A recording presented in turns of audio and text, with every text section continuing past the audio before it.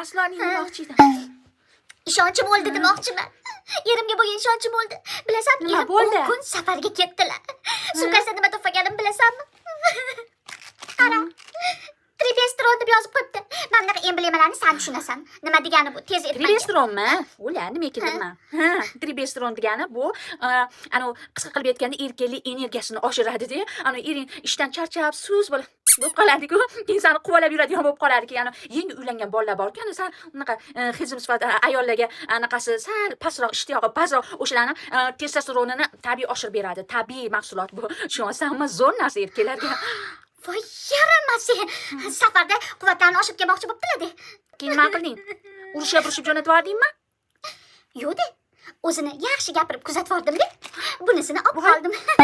Nimaga olib qolasan? Endi chet eldan qayerdan topamiz o'zi zo'r edi o'sha narsa. Voy. Tushunmadim. Tilib qursin. Sen Tribestron erim dugona bo'lib turib sendan kutmadim. Musir ekansan. Jonginam, kutmaganlaringdan chiqadi o'zi. Voy, Bazı geceler de düşer hayalin